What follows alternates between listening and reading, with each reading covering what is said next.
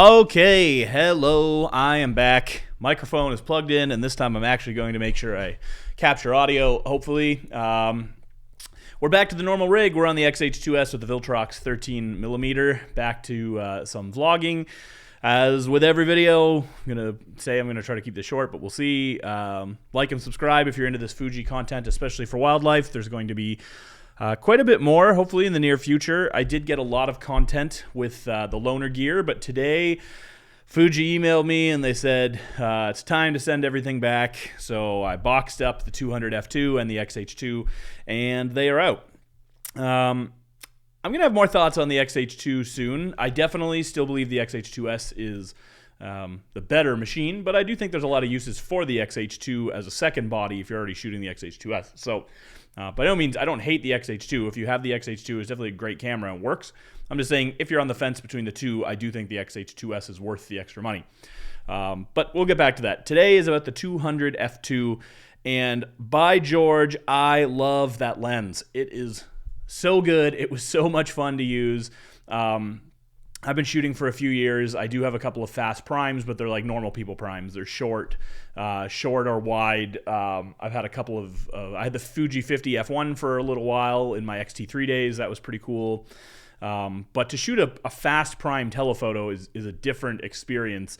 The compression you get from a telephoto in general is pretty great. Even at F8, you can get a lot of really nice looks with that.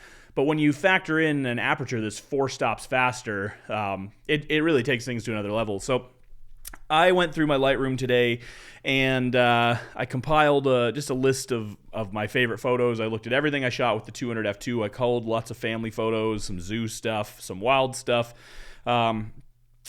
It's funny because I'm reviewing the 200 F2, and I never even really got to shoot it in its element. I didn't get a chance to shoot it with mammals, going after deer, bear. I can only imagine what a lens like this would be, shooting grizzlies on a salmon run or something. But I did get enough shots, I think, that give me an idea what the camera and the lens work together like and why the lens is special. So what I'm going to do is I've got a screen share going here, and we're going to pop over into Lightroom, and we're just going to go through some images. There's not that many. What are there? I don't know. There's like 20 or 30 quick ones, and they're in no particular order. So let's head over to that right now. And I'm just going to talk you through like what I see, what I did, what I like. I guess before we get to that, there's nothing with the lens. Like, I don't have any complaints. It looks great with the 1.4 teleconverter. I guess it's kind of heavy, but it's so short. Like, the lens is only like this big. So the weight is really compact and close to you. I never felt heavy having it around my neck with the strap. Never felt the need to shoot it on a monopod. I was shooting the Nikon 300 2.8 version 2 VR for a while, and that lens, I have some handheld shots, but I always had a monopod. I felt like, I haven't even looked at the the data to see which one's heavier and by how much, but I felt like the Nikon needed stabilization. I don't know why I can't talk. I've had like no sleep for 2 days. I'm still learning this dad thing, but I felt like the Nikon needed support to shoot. The Fuji, I didn't. I had my monopod frequently. I never actually put it on it. The only time I did it on tripod for shooting was just for like image tests. So I never felt the need to do that. So it's an awesome lens. Obviously, like, what's the downside of the lens? It costs $7,000 Canadian, and that's on sale. But I think it's interesting. I mean, if I could dream up, and I don't know, if Fuji's mad at me because if I besmirch the XH2 too much or whatever, but I love what Fuji's doing. I'm obviously in love with the XH2S. I love the 200 F2. I hope that we can get enough people interested in the wildlife and maybe sports and action with these new Fuji systems that Fuji continues to do things in the telephoto prime space, like a 400 F4.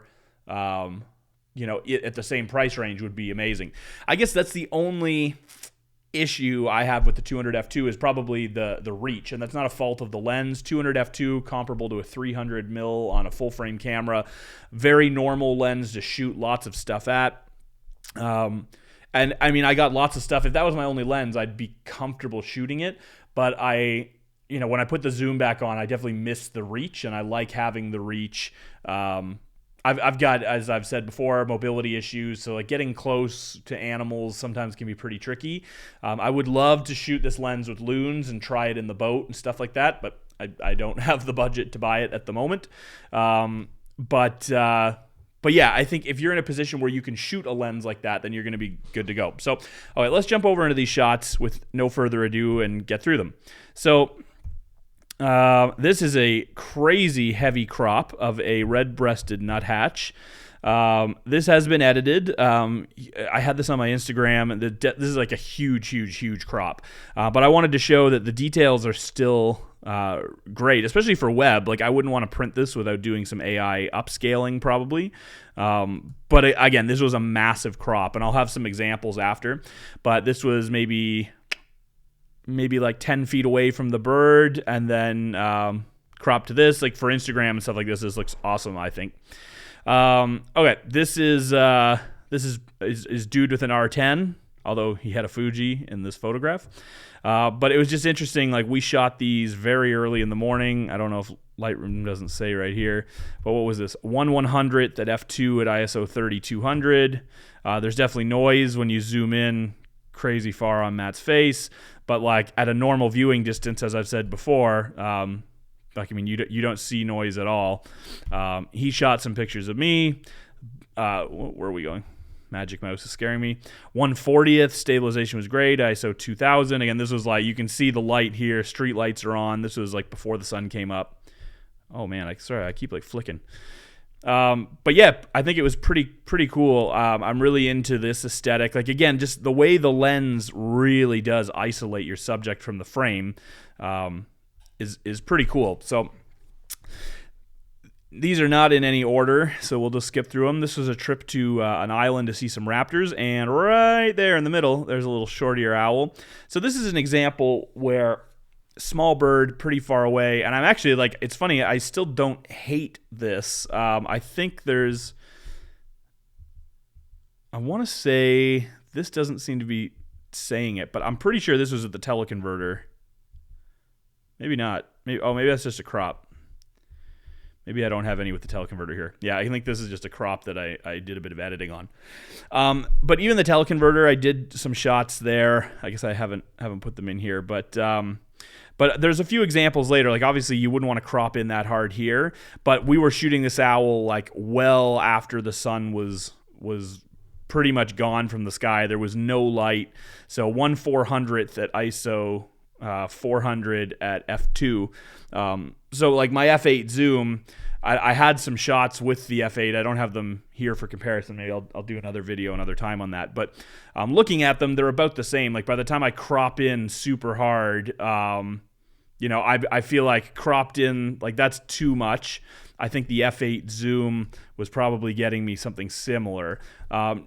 What's interesting about shooting a shorter lens, I think, is if you crop to a different type, like, obviously you're not going to get details out of that owl from that far, but if you had a different background and you wanted to like showcase the small and frame style, you can definitely get some really cool stuff without trying to like go right up his nose on that. Now this, so here we are like right up, I probably took the wrong one. This one's blurry, but gives you an idea though of the background separation. This was like minimum focus distance away from this woodpecker, and we were just testing, where the focal plane hits and how it blurs out the tree and the background. Same tree, different side. But this is one of my favorite photos. Actually, this is probably my favorite chickadee photo I have. Just the way everything is so smooth. It's like you've got a lot of feather detail here. I'm really happy with the way the lens just renders the colors, and the way the detail goes together. Like, this is very different. The f8 lens, what's interesting is if I shot this with my f8 zoom, I'd still be blowing out this background probably similar. There was some space, but like the tree here would still be sharp. Now you could paint in some of this blur if you want to do that editing, which is a thing. But it's pretty cool to have the lens that can do it on its own. So these are some family shots. Just some pictures of my kid. And again, like, it's pretty cool, like, seeing the F2 hit the eye and then the face fall off. And I know, I mean, if you're a portrait shooter that stumbled onto this, then this is obviously nothing new to you. But I don't shoot portraits, so the 200 F2 is really great. I did a lot of different shots of my family at Christmas. And again, like, that background compression, it was pretty cool. What was interesting is how far back I had to stand to get away from everybody to get them in the frame, because I'm used to shooting a zoom. Where's an edit? So I might have over smacked the colors on the edit here, but again, like, I'm really happy with just like the way that's rendering. Like, and again, the crop, like, I think the lens is sharp enough that you can do some pretty intense stuff there. So let's get into some actual detail. So this is straight out of camera. This is Eurasian Lynx from the zoo in Peterborough, Ontario. This is through the bars. I had posted some stuff again on Instagram and YouTube, I think, talking about it. But this was shot through bars, and the F2 just obliterates it. And so this, yeah, there we go.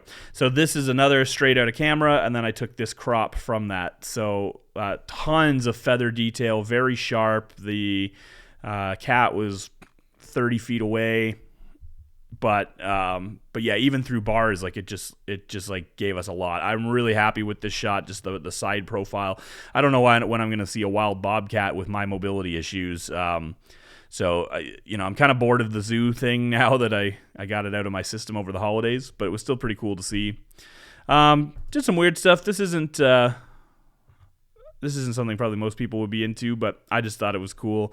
So I was this is an emu, and I just liked the feather tones. I wanted that fast aperture. I must have hit the ring and stopped it down a bit. I wanted the fast aperture because, again, shooting through bars. So I was at 1/5000th to get my exposure on that. But what else do we have? So this is an idea just to show you guys, if you're considering this this lens for wildlife, what kind of reach you're getting. So this is bare, no teleconverter. So there's a snowy owl on a post pretty far. This one, I purposely wanted to get the windmill in here. I don't like the photo. Didn't end up working the way I wanted, but you can see, like, it's taking a picture, and you can see there's an owl there, but you're not getting that tight. This one was a little bit closer. Again, like, the background framing doesn't really work, but you can crop, like, I mean, cropped in that hard. I think that's what's so impressive here. And again, if you look here, that fall off in the front and the rendering is what you get. Even here, you can look at the fence. Like, this part is in focus, and then everything else starts to fall away. This is at 2.8, so this must have been with the oh yeah, here we go. This was with the teleconverter, so it gets you a little bit more reach. This is like equivalent to, I think, 420 mil on a full frame. Again, it shows you how to do some framing. Actually, Matt might have shot these. He took the kit for a little hike. I took some from this angle too, but I don't know which ones were his and mine. But I think it does challenge you sometimes to frame things more into a pocket and try to get something cool. This is a good example here too. I don't know what I'm going to do with this, but this was end of the day. This is a snowy owl, a female perched way up. There's no light. I'm at 1/100th at 2.8. I must have hit the aperture ring. And I was trying to keep the ISO low, but I think it was a cool kind of ghostly scene. Now, some people are going to scream, I hate small, like, bird has to fill the frame, but I like these small environmental shots to get a little weird. The interesting thing here is, I think, like, this was just too dark. If I shot this with my f8 zoom, yes, I could have got tighter on the bird, but I think the trouble is my zoom, I don't know that I mentally would have been zooming out. I don't know if my brain would have went there. So when I pick up the camera and this is the frame that I see, then this is what you end up shooting. So I think that's the one thing I really like about shooting a shorter focal length for wildlife, is it forces you to compose differently rather than just always be, like, super cropped in. But it is something, again, if you're shooting small birds, like, these shots are owls out in a field from a long ways away. So, like, a 200 millimeter lens, even on a crop sensor, is not what you're after. These, I didn't get a tiger shot I was in love with. I never got the angle and the perfect look. But again, this was shooting through bars at the zoo, so that just shows you it's obliterating the foreground. You can't even see And I could probably clean, like, that's pretty sharp already, I think, for that crop. He was pretty far away for that. No teleconverter there, I guess. But what happens if we just sharpen this up a bit? Let's just like sharpen. Yeah, you can definitely like get a little, depends where you go with it, but you get a little bit more out of that too, and you could probably do more with topaz or something if you were so inclined. But again, depending where you're cropping, like if you were shooting this a little tighter, you'd get something pretty intense with the detail. But even here, I think it's pretty good for what I had. I only had like 4 frames of the tiger just walking past, so it's definitely, I could have done something better with the settings and got a little lower, but I again, highlighting that it's shooting through bars and obliterating all that stuff, I thought was pretty cool. No chromatic aberration or anything. I didn't see any issues with that. This was shooting this stupid hornbill. I could never get a good look. This was through glass. Couldn't get a clean shot anywhere of it. I'll have to go find a wild one, but still 1/80th of a second. I felt very comfortable hand holding with the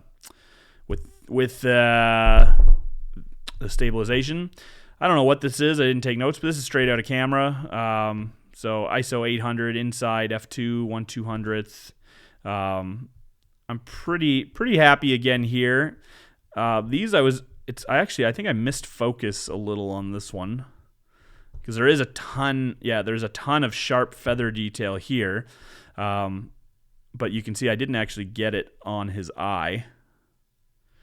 These were tough. I wanted to get a nice pose of the bird, but they kept just walking around. So I got lots of frames, but I never quite got exactly what I wanted. And I think the combination of shooting a relatively slow shutter speed at a very wide aperture, you've got to be on. I mean, even if the camera's focusing eye-ish, it's, at that level, it's all in that same ballpark. F2 from here to here, even in the real world, if it's only 2 inches, it's going to make a difference for getting that detail. From here, looks sharp, looks good. I'm happy with what I see. But yeah, you can definitely see like very nice feather detail here. Beautiful color rendering on the lens. Actually, maybe there's like some weird abstract here where I just get rid of his face. I'm sure the bird people are gonna freak there. This, I brought up the exposure. Yeah, there we go. So this one I got. There was some foliage actually in front of him, and it still focused on him, no problem. Yeah, this was ISO 800. So it's pretty good. I'm very happy with that. This is other than just bringing up the exposure. This was underexposed. Like, I haven't denoised or touched this at all. So actually, I might edit this one. And what's our last one? Our last one. Oh, outside we've got light. Just to show you some more feather detail on this hog. But look at the detail. Very good. That was the 200. So pretty close. So, if you want it, you're doing like pet photography. Oh my Lord, it is going to give you a lot of juice. And honestly, like, I did some tests on my dogs with the XH2 and the XH2S, and I think that's why I still like the XH2 so much. I find it a little snappier, and I guess on a shot like this, I don't feel like I was seeing more detail. I don't even feel like I necessarily want to see more detail. Like, I'm very happy with this, and I also trust that, like, if I want to tidy this up, like, I feel like I can do that in post, but I don't see the need. I think that's the thing with tech. It's like we're getting to a point where we're insisting on just like the craziest stuff when things are already great, and it's like you just want to keep like pushing things to like the more inhumane levels. And that's something I was guilty of when I was new with Topaz too. I would just go and gigapixel things and, try to do these insane crops with bad shooting habits. And in hindsight, when you look at it, like I'm much happier to see something that comes straight out of the camera, just looking like crisp, sharp, detailed. And, most of these aren't examples of images that I'm really happy with. My feet were really bad this day at the zoo, and our baby wasn't loving the zoo at 1 year old, so I was just kind of snapping some shots as we went. But yeah, overall, I think the 200 F2 if you're thinking about buying the 200, it's very sharp, focuses very fast. The weight's really not a problem, in my opinion. Works amazing with the teleconverter. So you just have to ask yourself if it's enough reach, I think. That's the big thing. You can absolutely shoot anything with it. You can shoot portraits if you've got space to get back. You can shoot tiny little birds if you've got the time and patience and setup to get close. There's nothing I think you can't shoot with it, but you're gonna have to do some figuring to see. At the same time, like I don't know how much fun I would have shooting, like an 800 prime at my pond would just be way too much. I would need to be able to zoom out, or I'd rather crop in than miss action because I can't get in. So obviously there's no perfect prime for everything. But if you're shooting Fuji and you're kicking tires saying, hey, I really want a fast lens, the aperture on this thing is amazing. It's very sharp. It's very fast. It's not a cheap lens, but when you compare it to other options in 300 2.8s from other brands, it's definitely got a ton of value. So yeah, I full-heartedly recommend the lens. I really love it. It's not something that I think I need in my kit today, but I would sure love to have one. And I can see that if I get to a point where I'm traveling more for shooting, or the things that I'm shooting, I find myself in a position, like if I was reliably shooting moose from my kayak or something, I would much rather have this to go shoot moose at dawn than my zoom. So even though I'm going to do it with my zoom this spring, and I know the zoom is going to perform if we find the animals, but there's times when a lens like this just like is a difference maker.